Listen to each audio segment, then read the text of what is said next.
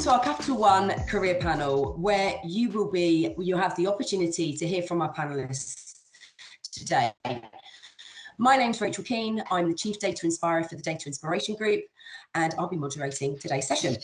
So the panelists today, you're going to hear some really fantastic career stories, learn about how important diversity is to Capital One as a business, and last but by no means least, hear about their internship opportunities that commence in July 2022. So without further ado, I'm going to introduce you to Jean Panagamura, who is the Chief Risk Data Officer at Capital One. Over to you, Jean. Thank you, Rachel. So as Rachel said, I'm the Chief Data Risk Officer at Capital One, and I've been here about 18 to 19 years now, having started a while ago as a graduate and part of the graduate programme. And I guess what is a Chief Data Risk Officer? So what that means is that I look at the ways we use data in the business.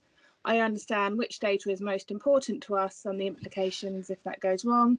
And I make sure we have appropriate controls and checks in place so that we minimise impact to customers, impact to the business, and that our associates are able to use that data accurately and to do all the awesome work you're about to hear about. That's it from me, and I think I'm handing over to Annie.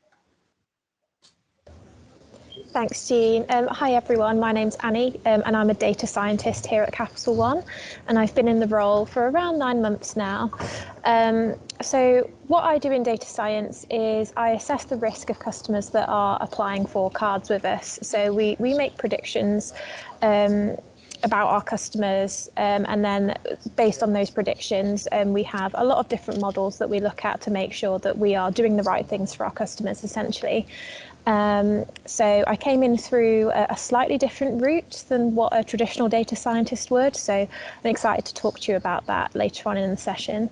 And I think I'm passing over to Luca now. Hi all, thanks Annie. I'm Luca and I'm a strategy analyst at Capital One. I went to uni at UCL and I did electrical and electronic engineering, and then came to Capital One.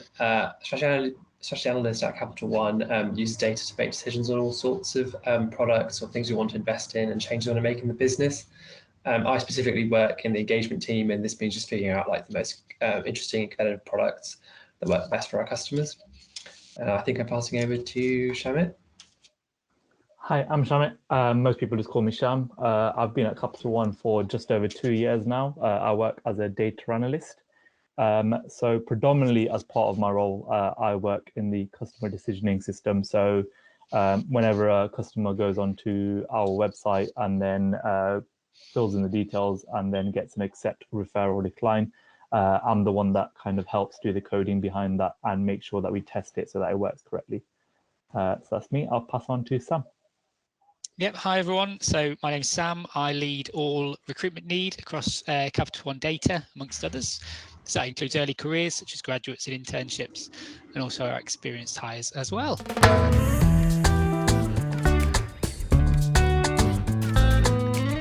So yes, I'd absolutely say that's fine. If I flash back 18 years, I just finished a 4-year MMath or Master of Mathematics, and I probably at that point originally thought I was going to do a PhD. I think 4 years with that much maths killed my enthusiasm a little bit, as much as I loved it.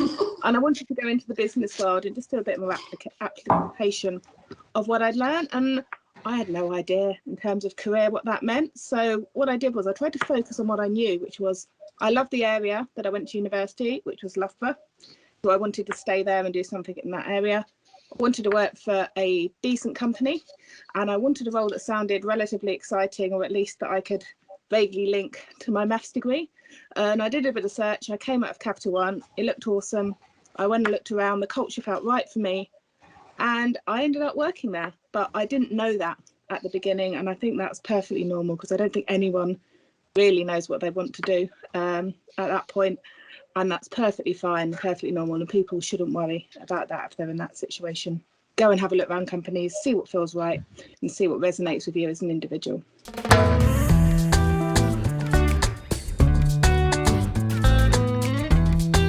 Definitely not. I wish it was. So yeah, when I in my GCSEs and first year of A-levels, not second year, I didn't have to revise as hard as other people. Had I revised even in those years, I think I probably would have still got better grades, but the grades I got were quite acceptable to me. So it kind of lulled me into a false sense of security, thinking, oh, I can keep going doing this and keep getting high grades. That all changed in the second year of college. It meant that I didn't get into my first choice university. I didn't get the grade I wanted at university either, which meant that I went and did a master's in finance and management. So eventually, I obviously learned from that, and I did get the grade I wanted in my master's, but it did take a while, and my career kind of passed the way it did, and well, my education passed the way it did because of the mistakes I made, and I tried to learn from them.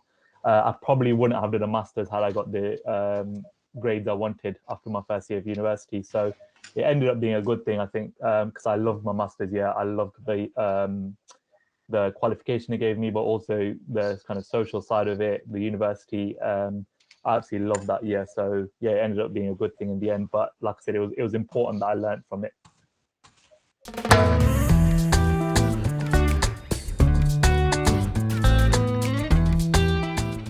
So it was actually my grandparents' next door neighbours. They're both really successful forensic psychologists, and they were telling me kind of all about the people that they've worked with and the difference that they've been able to make to some really high profile criminals. And I thought, wow, that sounds really interesting. I want to do that. That sounds like a career for me. So I went on to study psychology at university, and it wasn't quite what I thought it would be. And I surprised myself a little bit because I discovered my love for statistics whilst I was doing my degree. So that's when I knew that I wanted to go down more of a data-driven role rather than a psychology role.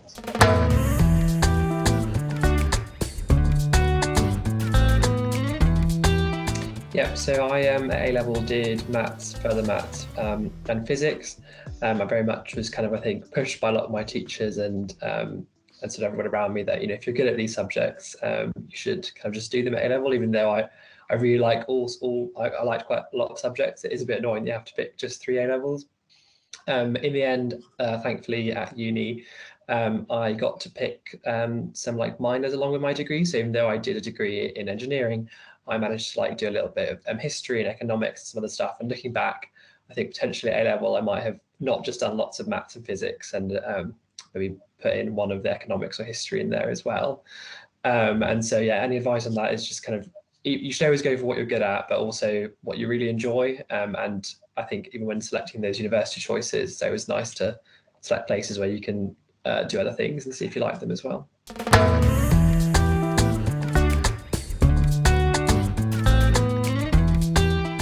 Not really, no. I wasn't bad at them, I got good grades. I was just never really particularly interested in them. And I think it's because I was never really posed with an interesting problem at school. I was never inspired by my teachers. It was always just kind of solve this problem to pass the exam, and that was it. So it wasn't until I got to university and, I was looking at maths and statistics in the context of crime, a subject that I was genuinely interested in.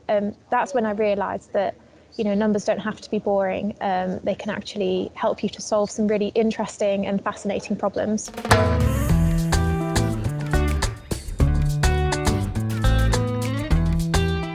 Yeah, it's a good question. So I think the advantage is really what I would firstly say is any work experience is hugely beneficial. So be that with Capital One or not, I think it helps people build confidence. It helps to understand what working environment you thrive in best. So would hugely encourage any kind of work experience prior to any graduate schemes, etc. Speaking specifically for Capital One, so our 10-week intern program, it's slightly different to others. It's working on real life projects. It gives you an opportunity to truly add value to the business. So it's not dummy projects. It's really adding value to what we gain.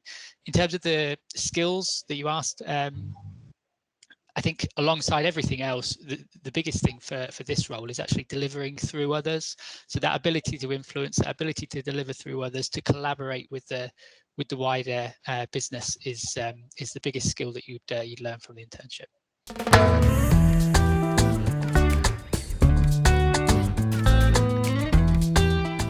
I think after doing the master's year, because I did spend that extra year, I wanted to make sure that I used what I was educated in. So I did mathematics at BSc and then finance in my master's. And I wanted to make sure that I didn't just get any job and that I really used, even if it wasn't my finance, at least my mathematics background. And because I was a little bit more fussy, it actually took me 8 months to get my first job. I did do a bit of volunteering in that time as well. But yeah, I wanted to make sure I found the right role for me. I've got quite a big family with a lot of elder cousins and brothers and sisters and stuff. And a lot of them, after graduating, they just took the first job and they continued in that job. So I guess I learned from them. And I think even if I did, even if I was in a rush to get a job, I would have made sure that I kept applying to find the right role for me. And that's a big piece of advice I'd give, that if you've educated in something and that's what you aspire to have a career in, then don't let time or your difficulties in interviewing or finding a job, don't let that stop you trying to find that role. And then I've been lucky enough to have worked for several different companies, and I think my experiences early in my career and finding the right role have kind of led to the path I've been on. I never ended up going into finance, and it actually ended up being a really good thing for me, because I think looking at it now, later on in my career, I think I enjoy the world of data analytics a lot more than I would have enjoyed being a finance analyst, which would have been similar, but I think data analytics is a bit more broader, which I prefer personally. So I guess it worked out for me in a way that I'm in a career that I really enjoy. So yeah.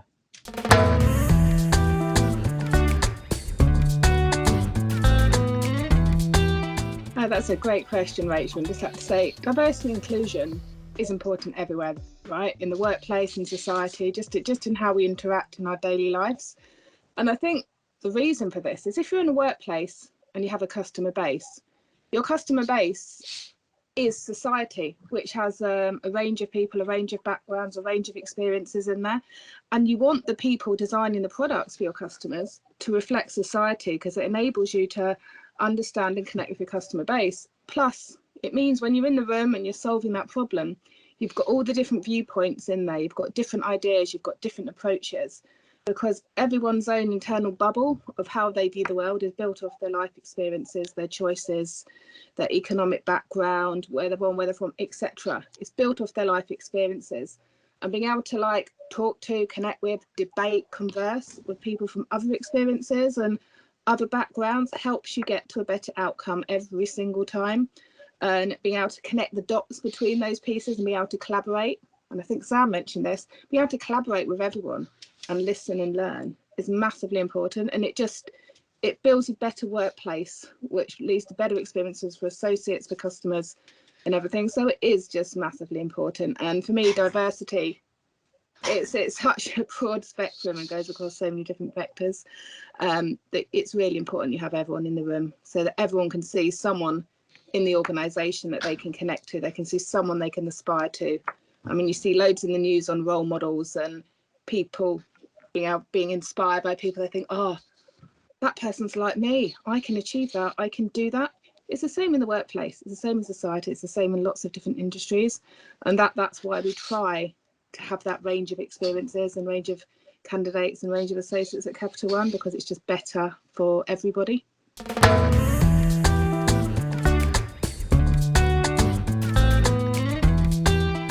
Just echoing some of what Jean said there, diversity, inclusion and belonging is such an important aspect of Capital One life. Creating an inclusive environment for all is something that we really strive to do. Thinking specifically for recruitment, one thing we do is we leverage our business research groups. We use these business research groups to stimulate conversation, to get people talking, to normalise conversation and get people talking about the issues. We then use that to action any issues that you might find throughout the recruitment process. So this helps build our diversity and inclusion and belonging strategy for the recruitment process. I guess and we could be here all day speaking about all of the stuff that we've implemented, but some of the key things that we operate at the moment. So the first one I would call out is our kind of blind CV approach. So throughout all of our early careers processes, the CV itself is not something, or the application in general is not something that is seen until an offer is made. That's to remove any subconscious bias. So throughout the process, people's names, educational backgrounds, ethnicities, etc., is all kind of kept until offers are made. Another key thing that we do is to try and create a quality of interview preparation. So one piece of research that we've had is that depending on your socioeconomic background, some candidates will have a substantial advantage through interview preparation, knowing what people essentially want to hear, so they know what to say throughout interviews. So what we do is we run webinars and sessions to help upskill all of our applicants, give everybody an idea of what we're looking for, how to structure answers, how to communicate, how to be concise, etc., and hopefully try to level that playing field as best as possible. So those are two of the key kind of opportunities and processes that we're implementing currently.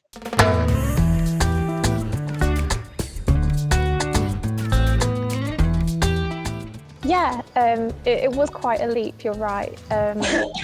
So like I said before, it was at university that I realised that I really enjoyed working with data, but having not done a degree or a qualification that was solely focused on data, I didn't really know kind of where to start in terms of finding a career. So I joined Capital One knowing that it was a great company to work for, and I was kind of finding ways as to how I could get into a more data-driven role, whether that was within risk operations or whether it was actually within data itself. So luckily for me, just a year after I joined, Capital One launched a pathways scheme that was aimed at people just like me, that didn't have a qualification focused around data, and it was aimed for people to be able to learn the skills they needed in one of the key data roles. So of course I applied for it, and I was fortunate enough to get onto the scheme, and that's how I'm in the role that I'm in now.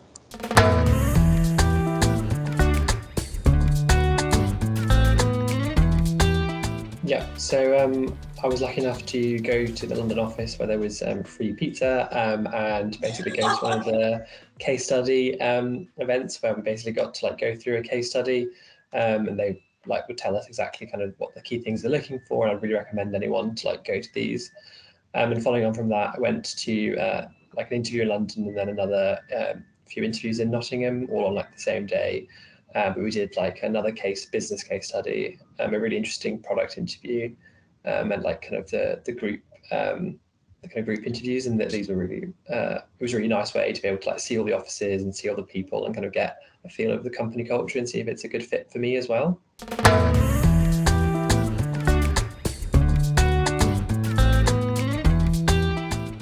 Yeah, throughout lockdown, and I guess to continue, we are now a virtual interview business. We try where we can to replicate exactly as what Luca has just said there, and majority of our processes are exactly the same, albeit via video. Unfortunately, can't replicate the pizzas or drinks virtually, but other than that, everything remains the same.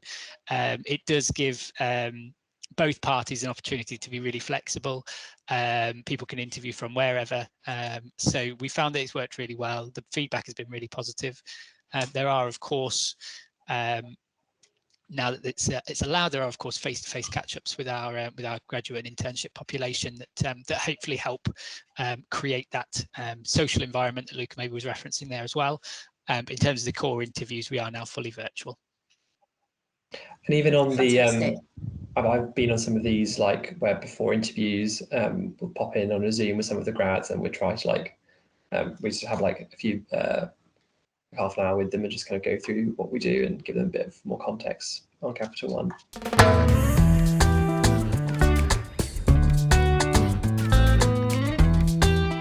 Yeah, so when I joined, I didn't really necessarily know what a strategy analyst really was and what kind of the work we'd be doing. I was quite surprised to find out that I was given like a project that really did make a difference, and like actually was used by the business. And so, yeah, essentially we're working on a valuations project for 10 weeks, where throughout the 10 weeks I had lots of training on how to code. I had never used SQL before, lots of training on like my presentation skills, and like quite a lot of team building. And then, yeah, essentially this all culminated at the end where I did like a presentation on my work. This was kind of the main bits of the internship. But I essentially just really enjoyed like the company culture and the amount of support we were given, and actual work to do. So it was, yeah, really interesting.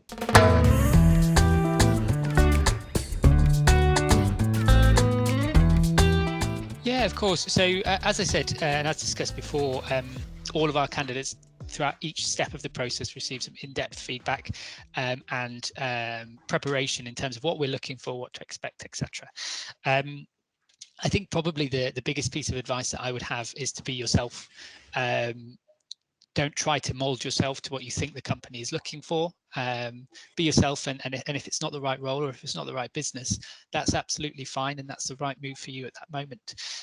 We've had some really good examples of times where candidates have come in, done a really good interview. It's just clear that that role is not quite right for them. And on occasions, we are able to then recommend and move them to a different area of our business. So that ability to be yourself kind of helps us decide actually where you might best fit. So if you're interviewing for a strategy role, and throughout the interview process, it's clear that maybe your passions lie closer in data or into a product role, or maybe even software engineering. You know, that's something that we can do throughout the interview process. So, so really, I would say absolutely be yourself. I would also not get too down if you do go through the interview process and are, for whatever reason, unsuccessful. We've had a number of examples of times where candidates have interviewed for internships. They've gone through the process, had really good feedback, perhaps haven't quite made the grade, but have kind of learned throughout that process. And then 6-12 months time, they've applied for the graduate scheme. And that experience that they've had has been invaluable to then get through the graduate scheme process and have been successful and are now with our business. So even though they initially were unsuccessful, they're now, you know, doing amazing, and that's through feedback and through experience that they've learned. So absolutely would say recommend being yourself, not getting too down on the if you are to be unsuccessful. Yeah, that would be my top tips.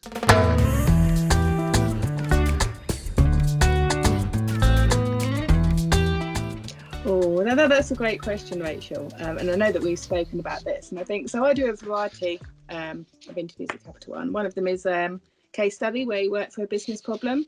And while it's great to see people get to the right answer, because obviously you need to like pass that interview, what's really interesting in there and what makes people stand out is almost like how they interpret that result, and then what they infer from it, and the connections and the non-standard responses you get to what would you do next. So as part of the interview, it's that ability or want to engage in the conversation around the what ifs that's really important and makes people stand out. And then when you get to the end of the interview, it's also the response to what questions do you have for me?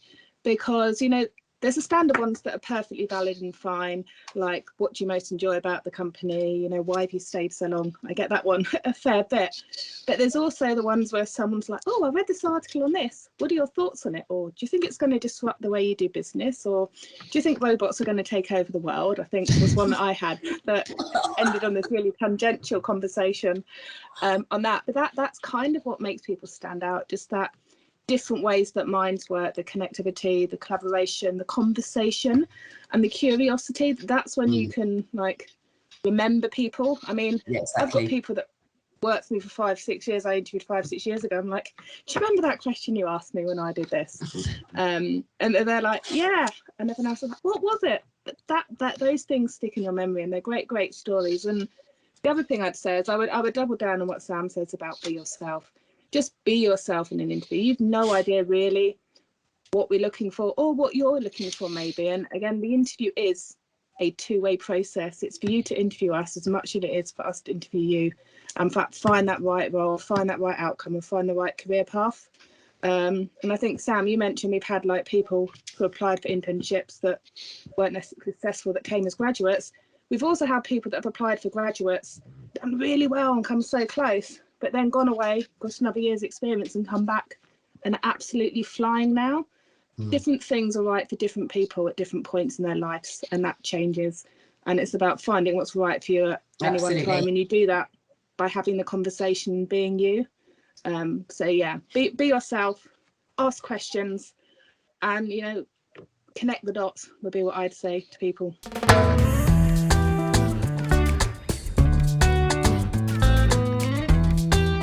Yeah, of course. So what everybody's interested in, right? And first thing I would say is I believe there is a slide or a follow-up email that everybody will receive that will have all of the details and links on. But just to summarize, our strategy analyst internship role is due to open on Monday, the 31st of January, which is the Monday coming.